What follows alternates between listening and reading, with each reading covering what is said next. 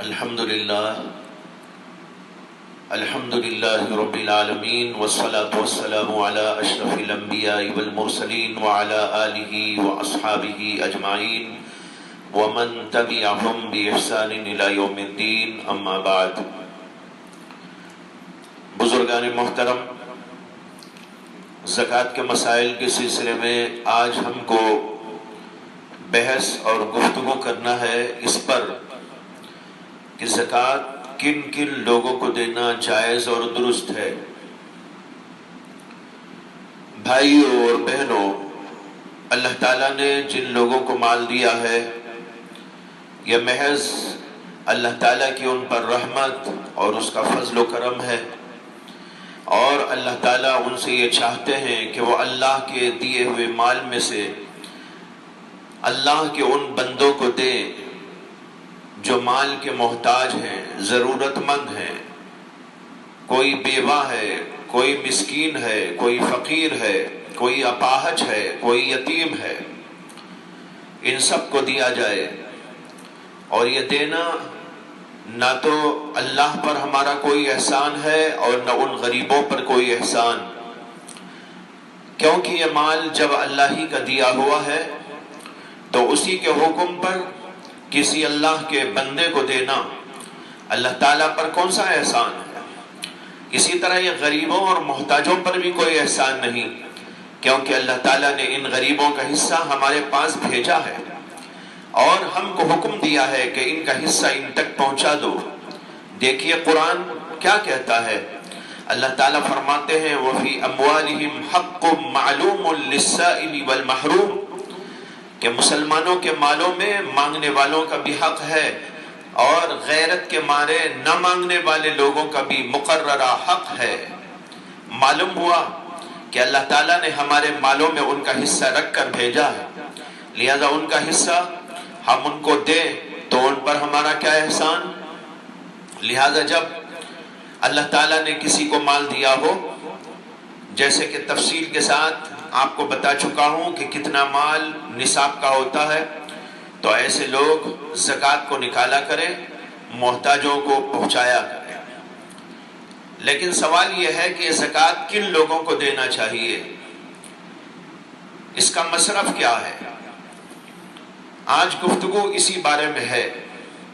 اس بارے میں قرآن کریم کی ایک آیت میں اللہ نے تفصیل کے ساتھ زکوٰۃ کے مصارف بیان کر دیے ہیں۔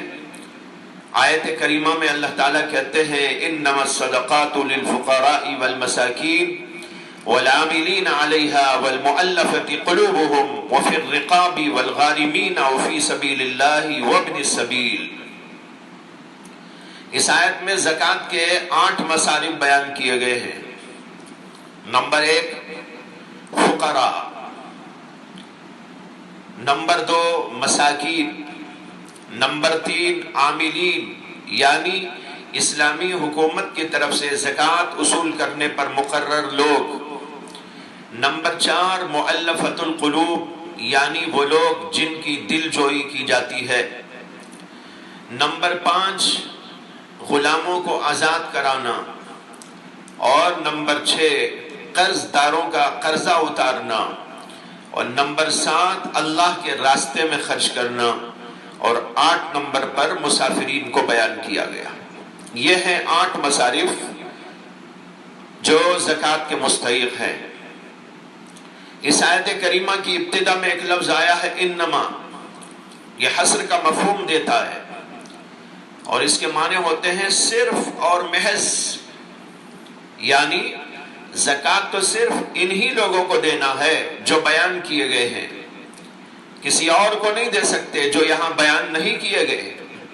اس میں اشارہ ہے کہ زکوٰۃ کے مستحقین صرف وہ ہیں جو اس میں بتائے گئے ہیں، ہم اپنی طرف سے اس میں کمی بیشی نہیں کر سکتے، اور وہ 8 مصارف ہیں جو ابھی آپ نے سن لی ہیں۔ اب ان کی تھوڑی سی تفصیل سمجھ لیجئے۔ 8 مصارف میں پہلے نمبر پر اللہ نے بیان کیا ہے فقیر۔ فقیر کس کو کہتے ہیں؟ فقیر وہ شخص ہے جس کے پاس گزر بسر کے لیے کچھ بھی نہ ہو، بالکل خالی ہاتھ۔ اور دوسرے نمبر پر بیان کیا مسکین، اور مسکین وہ ہے جس کے پاس کچھ تو مال موجود ہے مگر نصاب کے برابر نہیں، لہذا ان دونوں قسم کے لوگوں کو زکوٰۃ دی جا سکتی ہے۔ اور بعض علماء نے فقیر کے سلسلے میں لکھا کہ فقیر وہ ہے جس کے پاس کچھ ہو لیکن نصاب کے برابر نہ ہو، اور مسکین وہ ہے جس کے پاس کچھ بھی نہ ہو۔ یعنی بعض حضرات نے فقیر کے بارے میں وہ بات کہی جو مسکین کے بارے میں ابھی آپ نے اوپر سنی، اور مسکین کے بارے میں وہ بات کہی جو آپ نے اوپر فقیر کے بارے میں سنی۔ تو خلاصہ یہ نکلا کہ فقیر اور مسکین وہ لوگ ہیں جن کے پاس یا تو کچھ بھی مال نہ ہو، یا مال تو موجود ہو لیکن کتنا ہو؟ فقہا لکھتے ہیں کہ جس کے پاس نصاب کے برابر مال نہ ہو، یا نصاب کے برابر تو ہو لیکن وہ نصاب نامی یعنی بڑھنے والا نہ ہو، تو ایسے لوگ فقیر اور مسکین میں داخل ہیں اور ان کو زکوٰۃ دینا جائز ہے۔ اس کو ایک مثال سے سمجھیں۔ ایک شخص کے پاس اتنا روپیہ پیسہ ہے جو نصاب کے برابر نہیں پہنچتا، یا اسی طرح ایک آدمی کے پاس سونا ہے لیکن نصاب کے سونے سے کم ہے، یا چاندی اس کے پاس موجود ہے لیکن وہ چاندی بھی نصاب کے برابر نہیں ہے، تو ایسے شخص کو زکوٰۃ دے سکتے ہیں کیونکہ اس کے پاس نصاب کے برابر مال نہیں۔ ہاں اگر کسی کے پاس کچھ سونا ہے یا کچھ چاندی ہے، کچھ سونا اور کچھ چاندی، اور اگر یہ دونوں ملا دیے جائیں تو نصاب کے برابر قیمت بن جائے گی، نصاب کے چاندی کے نصاب کے برابر قیمت بن جائے گی، تو اس کو بھی زکوٰۃ عائد ہوگی اور اس کو زکوٰۃ دینا جائز نہیں۔ ایک بار اس کو مزید سمجھا دیتا ہوں۔ اگر کسی کے پاس کچھ سونا ہو کچھ چاندی ہو، تو اگر یہ دونوں کو ملانے سے چاندی کے نصاب کے برابر قیمت بن جائے تو اس کو زکوٰۃ دینا جائز نہیں ہے کیونکہ یہ صاحب نصاب ہے۔ اسی طرح ایک شخص ہے جس کے پاس ذاتی مکان ہے یا استعمال کے لیے ذاتی سواری موجود ہے، اور یہ اس کی ضروریات سے زائد نہیں، ضرورت کے لیے ہے، تو اس کو بھی زکوٰۃ دینا جائز ہے کیونکہ اس کے پاس مکان اور سواری جو ہے وہ مال نامی نہیں ہے، یہ بڑھنے والا مال نہیں ہے۔ جیسے بعض لوگ ہوتے ہیں کہ مکان تو ہے ان کے پاس لیکن روزمرہ کی ضروریات کے لیے خرچ کے لیے پیسہ نہیں ہوتا، تو ایسے لوگ بھی مستحق زکوٰۃ ہیں، ان کو زکوٰۃ دینا جائز ہے۔ یہ ہوئے دو مصارف۔ تیسرا مصرف بیان کیا عاملین۔ عاملین سے مراد وہ لوگ ہیں جو اسلامی حکومت کی جانب سے زکوٰۃ و صدقات وصول کر کے بیت المال میں جمع کرنے کی خدمت پر مقرر ہوتے ہیں۔ اور چوتھے نمبر پر بیان کیا مؤلفۃ القلوب۔ یہ وہ نو مسلم لوگ تھے جو دین میں ابھی پختہ نہیں ہوئے تھے، ان کو اس لیے زکوٰۃ دی جاتی تھی تاکہ وہ دین میں مضبوط ہو جائیں، دین سے زیادہ زیادہ قریب ہو جائے۔ اور بعض علماء کہتے ہیں کہ یہ وہ غیر مسلم لوگ تھے جن کو دین کی جانب مائل کرنا مقصود تھا، یا ان کے شر سے دین کو اور اہل دین کو بچانا مقصود تھا، ان کو بھی زکوٰۃ دینے کی اجازت دی گئی تھی۔ لیکن معلوم ہونا چاہیے کہ اس مصرف کو حضرت عمر رضی اللہ تعالیٰ عنہ کے زمانے میں ضرورت نہ ہونے کی وجہ سے موقوف کر دیا گیا، اس لیے کہ ایک زمانے میں ضرورت تھی اس کی، اور بعد میں چل کر وہ ضرورت موجود نہیں رہی۔ اب بعض علماء کہتے ہیں کہ اگر ایسے حالات پیدا ہو جائیں جیسے اس زمانے میں موجود تھے اور اس کی ضرورت محسوس کی جاتی تھی، تو اگر ایسے حالات پیدا ہو جائیں تو پھر ہو سکتا ہے کہ اس مصرف میں بھی دینے کا سلسلہ جاری کیا جا سکے۔ اس کے بعد پانچواں نمبر مصرف کا ہے وفی الرقاب، یعنی غلاموں کو چھڑانے میں زکوٰۃ خرچ کرنا۔ جمہور علماء کے نزدیک اس سے مراد وہ غلام ہے جس کو اس کے آقا نے ایک مقررہ رقم دینے کی شرط پر آزاد کرنے کا وعدہ کیا ہو۔ اس کو فقہا کی زبان میں مکاتب غلام کہتے ہیں۔ ایسے غلام کو زکوٰۃ کی رقم دے کر اس کو آزاد کرانے میں مدد کرنا جائز ہے۔ چھٹا مصرف ہے الغارمین، یعنی وہ لوگ جن پر قرض چڑھا ہوا ہو اور ان کے پاس اپنے قرض کو ادا کرنے کی سہولت نہ ہو، طاقت نہ ہو، ان کو بھی زکوٰۃ کی مد سے دیا جا سکتا ہے تاکہ وہ اپنا قرضہ اتار سکے۔ ساتواں مصرف ہے فی سبیل اللہ، اوپر سے یوں آ رہا ہے وفی الرقاب والغارمین وفی سبیل اللہ، غلاموں کو چھڑانے میں اور قرض داروں کے سلسلے میں، وفی سبیل اللہ اور اللہ کے راستے میں زکوٰۃ دی جا سکتی ہے۔ سوال یہ ہے کہ فی سبیل اللہ سے کیا مراد ہے؟ اس کے بارے میں علماء کے 3 قول موجود ہیں، اس کو غور سے سن لیں تاکہ کوئی غلط فہمی نہ ہو۔ 3 قول ہیں اس سلسلے میں۔ ایک قول بعض علماء کا یہ ہے کہ اس سے وہ شخص مراد ہے جس پر حج فرض ہو گیا تھا مگر وہ کسی وجہ سے حج نہیں کر پایا اور بعد میں وہ فقیر ہو گیا، یعنی اس کے پاس حج کو جانے کی سہولت نہ رہی اور نصاب کے برابر اس کے پاس مال موجود نہ رہا، تو اس کو اپنا حج ادا کرنے کے لیے زکوٰۃ کے مال سے دیا جا سکتا ہے۔ یہ ہے پہلا قول۔ اس کی تفسیر میں دوسرا قول یہ ہے کہ بعض علماء نے کہا کہ اس سے مراد وہ شخص ہے جو اللہ کے راستے میں جہاد کو جانا چاہتا ہے مگر اس کے پاس سواری موجود نہیں، ہتھیار موجود نہیں، ضرورت کا سامان موجود نہیں، تو ایسے شخص کو جہاد میں جانے کے لیے زکوٰۃ کی رقم دی جا سکتی ہے۔ یہ ہوا دوسرا قول۔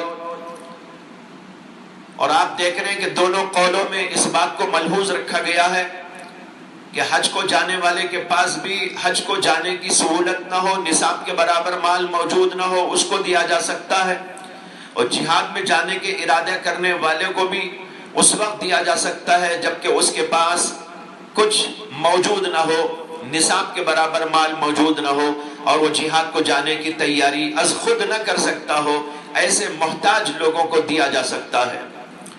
اور فی سبیل اللہ کی تفسیر میں تیسرا قول بعض علماء کا یہ ہے کہ اس سے وہ لوگ مراد ہیں جو دینی کاموں میں مصروف رہتے ہیں اور اس کی وجہ سے وہ محتاج ہیں، ان کے پاس ضرورت کا سامان موجود نہیں ہے، نصاب کے برابر مال موجود نہیں ہے اور وہ دینی کاموں کے اندر مصروف رہتے ہیں، جیسے کوئی طالب علم میں مشغول ہے یا کوئی عالم دینی خدمات کے اندر مصروف ہے اور وہ بھی محتاج ہے، تو ایسے لوگوں کو زکوٰۃ دینا جائز ہے۔ یہ ہوا تیسرا قول۔ اس تفصیل سے آپ کو یہ بات سمجھ میں آ گئی ہوگی کہ فی سبیل اللہ کے تحت جو 3 قول مذکور ہوئے جن کو فقہا نے دینے کی بات لکھی ہے، ان سب میں ایک بات ملحوظ ہے، وہ یہ ہے کہ وہ حاجت مند ہو، ضرورت مند ہو۔ حج کو جانا چاہتا ہے ایک آدمی جس کے اوپر حج فرض تھا لیکن اب وہ محتاج ہو گیا ہے، اس کو دے سکتے ہیں۔ ایک آدمی جہاد میں جانا چاہتا ہے لیکن محتاج ہے جس کی وجہ سے وہ جہاد کی تیاری کرنے کی بھی استطاعت اپنے پاس نہیں رکھتا، اس کو دینا جائز ہے۔ یہ کوئی طالب علم ہے یا کوئی عالم ہے، کوئی دینی خدمت میں لگا ہے لیکن محتاج ہے، اس کو دینے کی اجازت دی گئی۔ اگر یہ لوگ حاجت مند اور ضرورت مند نہیں ہے تو ان کو دینا جائز نہیں ہے۔ یہ بات اچھی طرح سمجھ لینے کی ہے۔ لفظ فی سبیل اللہ اگرچہ عام ہے مگر اس سے مراد خاص ہے، جیسے کہ ابھی اوپر عرض کیا گیا۔ بعض لوگ فی سبیل اللہ کو عام معنی میں لے کر یہ سمجھتے ہیں کہ کسی بھی دینی کام میں زکوٰۃ لگا سکتے ہیں، یہ بات صحیح نہیں ہے۔ اس کے بعد یہاں پر ایک نکتہ سمجھیے کہ اللہ تبارک و تعالیٰ نے زکوٰۃ کے مصارف میں فی سبیل اللہ کا ذکر کرتے ہوئے اس میں اوپر سے آتے آتے فی کا اضافہ کیا، دوبارہ اس کو ذکر کیا، یعنی یوں کہا وَفِي الرِّقَابِ وَالْغَارِمِينَ وَفِي سَبِيلِ اللَّهِ۔ حالانکہ یہاں فی نابل آتے تو اوپر فی موجود تھا اور مقصد کو واضح کرنے میں کافی تھا، لیکن اللہ نے فی کو یہاں پر دہرایا۔ اس کے اندر کیا حکمت ہے؟ جبکہ بغیر اس کے بھی یہ بات سمجھی جا سکتی تھی۔ اس میں ایک نکتہ ہے، حضرت مولانا مفتی محمد شفیع صاحب عثمانی رحمۃ اللہ علیہ اپنی تفسیر معارف القرآن میں لکھتے ہیں، تفسیر کشاف کے حوالے سے، کہ تفسیر کشاف میں لکھا ہے کہ اس لفظ کو دہرانے میں اس طرف اشارہ ہے کہ یہ مصرف یعنی فی سبیل اللہ دیگر تمام مصارف میں سب سے افضل اور بہتر ہے۔ اس کی اہمیت کو جتانے اور بتانے کے لیے اس کو دہرایا گیا ہے۔ وجہ یہ ہے کہ اس میں ہمیں دو فائدے ہیں۔ فی سبیل اللہ میں اگر زکوٰۃ خرچ کرتے ہیں تو اس میں دو فائدے ہیں۔ ایک فائدہ تو یہ ہے کہ غریب اور مفلس لوگوں کی مدد ہوتی ہے، اور اس سے دوسرا فائدہ یہ ہے کہ اس سے دینی خدمات کے اندر اعانت اور مدد بھی ہوتی ہے۔ اس سے معلوم ہوا کہ زکوٰۃ عام فقراء اور مساکین اور غلاموں کو چھوڑانے، قرض داروں کے قرض چکانے میں دینا، یہ اگرچہ بہت اچھا کام ہے اور یہ بھی زکوٰۃ کا مصرف ہے اور اہم ترین مصرف ہے، مگر ان سب میں سب سے افضل اور بہتر یہ ہے کہ ان حاجت مندوں اور ضرورت مندوں کو دیا جائے جو دینی خدمات میں لگے ہوئے ہوتے ہیں۔ اس میں ایک تو ان محتاج لوگوں کی مدد اور نصرت ہو جائے گی، اور دوسرا فائدہ یہ ہوگا کہ دینی خدمات کو باقی رکھنے میں اعانت اور مدد ملے گی۔ اس سے معلوم ہوا کہ مدارس کو زکوٰۃ دینا افضل اور بہتر ہے، اور یہ زکوٰۃ کا سب سے افضل مصرف ہے، کیونکہ ان کے ذریعے محتاج طلبہ کی امداد بھی ہوتی ہے، اور ساتھ ساتھ مدارس کا دینی اور علمی نظام بھی باقی رہتا ہے اور دین زندہ رہتا ہے، کیونکہ سب جانتے ہیں کہ دین اور علم دین کے بقا کا سب سے بڑا سامان یہی مدارس اسلامیہ ہیں، جہاں قرآن اور حدیث کی تعلیم ہوتی ہے، جہاں ان کی تشریح ہوتی ہے، جہاں ان پر عمل کا سبق پڑھایا جاتا ہے۔ ان میں حفاظ اور قراء تیار ہوتے ہیں، علماء اور فقہاء تیار ہوتے ہیں، محدثین اور مفسرین تیار ہوتے ہیں، اور اپنی زندگیاں دین کے لیے لگا کر، لوگوں کی گالیاں کھا کھا کر بھی، تانے سن سن کر بھی دین کی حفاظت اور اشاعت کے کام میں لگے رہتے ہیں۔ اس لیے مدارس کو زکوٰۃ دینا تمام مصارف میں سب سے افضل ہے۔ یہاں ضمناً عرض کر دوں، ہر سال رمضان مبارک میں مختلف علاقوں سے مدارس کے سفراء کا معمول رہا ہے کہ وہ زکوٰۃ و صدقات وصول کرنے کے لیے مختلف شہروں میں جاتے ہیں، اور مدارس کی خدمت کرنے والے حضرات ان سفراء کو اپنی زکوٰۃ اور صدقات کی رقم اور عطیات کی رقم دے کر ایک جانب اپنی زکوٰۃ کو اچھے مصرف میں لگایا کرتے ہیں، تو دوسری جانب اہل مدارس کو اس سے دینی اور علمی کاموں اور خدمات کے انجام دینے میں بڑی مدد ملا کرتی ہے۔ اور حقیقت یہ ہے کہ مدارس کے نظام کو چلانے میں رمضان کے مہینے میں ہونے والا تعاون سب سے بڑا تعاون ہوتا ہے، جس سے سال بھر نہیں تو کم از کم کئی ماہ تک اہل مدارس بے فکری سے اپنی دینی اور علمی خدمات کے اندر لگے رہتے ہیں۔ لیکن بھائیوں، اس سال لاک ڈاؤن کی وجہ سے کوئی بھی سفیر آپ کے پاس نہیں آئے گا۔ اب سوال یہ ہے کہ جب لاک ڈاؤن ختم ہوگا اور مدارس کھلیں گے اور مدارس میں طلبہ آئیں گے اور دینی اور علمی نظام شروع ہوگا، تو پھر یہ مدارس کس طرح چلیں گے؟ ان طلبہ کے کھانے کا کیا ہوگا؟ مدرسین کی تنخواہوں کا کیا ہوگا؟ مدرسے کے اندر کے دیگر نظام کا کیا ہوگا؟ محترم حضرات، اس پر غور کرنا اور اس کا کوئی متبادل نظام بنانا پوری امت کی ذمہ داری ہے۔ آج اسلام اور مسلمانوں سے دشمنی رکھنے والی طاقتیں سر جوڑ کر اس فکر میں لگی ہوئی ہیں کہ کس طرح مدارس کے نظام توڑا جائے، کس طرح اس نظام کو ختم کیا جائے، اور ایسے مواقع ان کے لیے بڑے غنیمت ہوتے ہیں۔ اس لیے ہم سب کو مل کر یہ کوشش کرنا چاہیے کہ مدارس کا نظام بلا کسی خلل کے چلتا رہے، اور ہمارے قرآن و حدیث کے چشمے ہم کو برابر سیراب کرتے رہیں، اسلام کے قلعے محفوظ اور صحیح و سلامت رہیں۔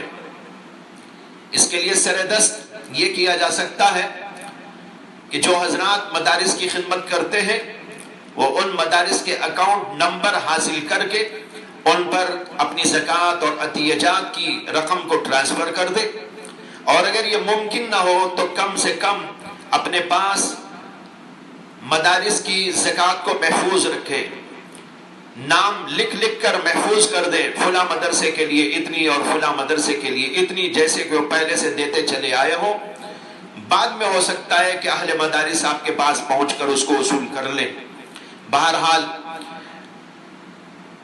ضمناً اس بات کا تذکرہ کر دیا ہے۔ بعض لوگ مدارس کو زکوٰۃ اور عطیہ جات دینے پر بڑے چیب جمی ہوتے ہیں، لیکن ان کو خبر نہیں کہ یہ مدارس ہمیں کیا دیتے ہیں، اور پھر ان مدارس میں جو طلبہ ہوتے ہیں وہ اسی ملت کے نونہال بچے ہوتے ہیں، جن کے ایک طرف کھانے اور پینے اور رہنے کی سہولیات دے کر انہیں عالم اور فاضل اور حافظ و قاری، مفتی و دائی بنایا جاتا ہے اور دین کی خدمات کے لیے تیار کیا جاتا ہے۔ بہرحال اس کی ضرورت کو سمجھتے ہوئے ہمیں اس سلسلے میں کوشاں ہونا چاہیے۔ اس کے بعد آئیے 8واں مصرف ہے وابن السبیل۔ وابن السبیل کہتے ہیں مسافر کو، راستے کا بیٹا۔ ابن کے معنی بیٹے کے آتے ہیں، سبیل کے معنی راستے کے آتے ہیں۔ ابن السبیل کا ترجمہ ہوا سبیل کا بیٹا، یعنی راستے کا بیٹا۔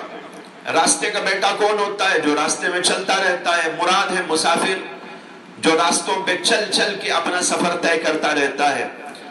مسافر کو بھی زکوٰۃ دینے کی اجازت دی گئی ہے۔ اس سے مراد وہ مسافر ہے جو اپنے وطن میں تو اپنے پاس مال رکھتا ہے، لیکن سفر میں اپنے پاس اتنا مال نہیں رکھتا جس کی وجہ سے اس کے اوپر زکوٰۃ عائد ہوتی ہو، تو ایسے آدمی کو بھی زکوٰۃ دینے کی اجازت ہے۔ جب زکوٰۃ کے بارے میں یہ معلوم ہو گیا کہ اس کے مستحق کون کون ہوتے ہیں، تو یہاں پر چند باتیں ہیں جس کو سمجھ لینا ضروری ہے۔ پہلی بات تو یہ کہ یہ سارے مصارف جو بیان کیے گئے، ان میں انسانوں کی بنیادی حاجت اور ضرورت کو ملحوظ رکھا گیا ہے، لہذا حاجت مندی اور محتاجی کا لحاظ کیے بغیر کسی کو زکوٰۃ دینا جائز نہیں، اگرچہ کوئی اچھا ہی کام کیوں نہ ہو۔ جیسے بعض لوگوں کے بارے میں معلوم ہوا کہ وہ بعض اسٹوڈنٹس کو اعلیٰ تعلیم جیسے ڈاکٹر بننے یا انجینئر بننے کے لیے اسکالرشپ کے طور پر زکوٰۃ دیتے ہیں۔ یہاں سمجھ لیجئے کہ اگر وہ اسٹوڈنٹ غریب ہے تو درست ہے، لیکن اگر وہ ضرورت مند اور حاجت مند نہیں ہے، یعنی وہ خود اپنے پاس اتنا مال رکھتا ہے کہ شرعاً وہ مالدار کہلاتا ہے، مگر صرف اعلیٰ تعلیم حاصل کرنے کے لیے اس کو ڈونیشن بننے رقم موجود نہیں تھی، اس کی ضرورت تھی، تو اس کی وجہ سے اس کو زکوٰۃ دینا جائز نہیں ہو سکتا۔ مجھے بعض لوگوں کا یہ عمل معلوم ہوا کہ وہ کالج کی اعلیٰ تعلیم کے لیے لاکھوں کا ڈونیشن زکوٰۃ میں سے دیتے ہیں، جبکہ وہ اسٹوڈنٹس خود اپنی جگہ پر مالدار ہوتے ہیں، مگر اس کی کمی پورا کرنے کے لیے زکوٰۃ دی جاتی ہے۔ یہاں پر اس بات کا دھیان رکھنا چاہیے۔ دوسرا مسئلہ یہ سمجھنا ہے کہ زکوٰۃ کے جو مصارف بیان کیے گئے، صرف انہی میں زکوٰۃ کو لگانا درست ہے، ان کے علاوہ اپنی مرضی سے کسی اور کام میں لگا نہیں سکتے، اگرچہ وہ کام اچھے ہی کیوں نہ ہو۔ مثلا عام دینی کاموں میں زکوٰۃ دینا، جیسے مسجد کی تعمیر میں یا مدرسے کی عمارت بنانے میں یا مدرسے کا فرنیچر بنانے میں یا کسی عام رفاہی کام جیسے پل بنانے میں راستہ بنانے میں یا اسی طرح ہسپتال بنانے میں، ان سب کاموں میں زکوٰۃ کو لگانا جائز نہیں ہے۔ یہ کام اگرچہ بہت ہی خیر کے کام ہیں اور ضروری بھی ہیں، مگر ان میں زکوٰۃ کے بجائے اپنے دیگر عام عطیات سے خرچ کرنا چاہیے۔ بعض لوگ یہ سمجھتے ہیں زکوٰۃ اچھا کام ہے، اسے کسی بھی اچھے کام میں زکوٰۃ کو خرچ کر سکتے ہیں، یہ بات صحیح اور درست نہیں ہے۔ اسی سے ایک بات یہ بھی سمجھ لیں کہ زکوٰۃ کی رقم سے لوگوں کو دعوت کر کے یا مسجدوں میں بھیج کر افطاری و سحری کا کرا دینا بھی جائز نہیں ہے، کیونکہ ان میں مستحق لوگ بھی ہوتے ہیں، غیر مستحق لوگ بھی ہوتے ہیں۔ جیسے مسجد میں افطاری بھیج دی تو وہاں سبھی قسم کے لوگ ہوتے ہیں، اسے زکوٰۃ سے نہیں کر سکتے، ہاں دوسرے مت سے کر سکتے ہیں، اور اچھا کام ہے، کرنا چاہیے۔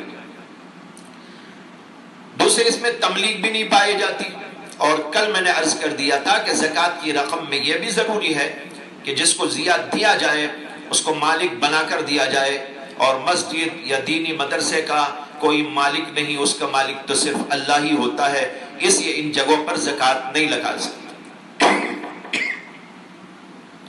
تیسرا مسئلہ اس سلسلے کا یہ سمجھنا ہے کہ زکوٰۃ کی رقم نکالنے کے بعد سب سے پہلے ان کو دینا اچھا ہے جو اپنے ہی علاقے میں محتاج اور ضرورت مند لوگ موجود ہوں، جیسے کہ احادیث میں آتا ہے کہ اللہ کے نبی علیہ السلام نے فرمایا کہ تؤخذ من اغنیائہم وترد الی فقرائہم، زکوٰۃ لوگوں کے مالوں سے غنی لوگوں کے مالوں سے لی جائے گی اور انہی کے فقراء میں لوٹا دی جائے گی۔ اسی سے بعض فقہاء نے لکھا ہے کہ بلا ضرورت ایک شہر کی زکوٰۃ دوسرے شہر میں نہ بھیجی جائے، بلکہ اسی شہر اور علاقے کے فقراء میں اس کو تقسیم کیا جائے، وہ زیادہ حقدار۔ ہاں اگر دوسری بستی کے لوگ زیادہ محتاج ہو تو دوسری جگہ بھی زکوٰۃ کی رقم بھیج سکتے ہیں۔ اسی طرح اگر کسی کے رشتہ دار دوسری بستی میں رہتے ہو تو ان کے لیے بھی زکوٰۃ کی رقم بھیجنا بلا کراہت جائز ہے۔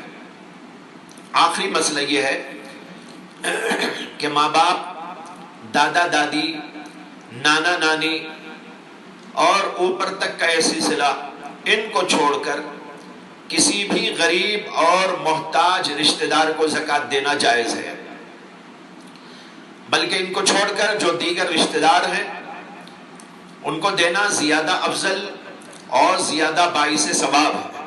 حدیث میں آتا ہے کہ رسول اکرم صلی اللہ علیہ وسلم نے فرمایا الصدقۃ علی المسکین صدقہ وہی علی ذی الرحم سنتان صدقۃ وصلۃ، مسکین کو صدقہ دینا تو صرف صدقہ ہے، اور رشتہ دار کو صدقہ دینے میں دو گنا اجر ہے، ایک صدقے کا ثواب اور ایک صلہ رحمی کا۔ اس لیے رشتہ داروں کو فراموش نہیں کرنا چاہیے۔ ہاں بعض رشتے ایسے ہیں جن میں زکوٰۃ نہیں دی جا سکتی، جس کی طرف میں نے اشارہ اوپر دیا، میں اس کی تفصیل کل عرض کروں گا جب یہ بتاؤں گا کہ کن کن لوگوں کو زکوٰۃ دینا جائز نہیں ہے۔ وآخر دعوانا ان الحمد للہ رب العالمین۔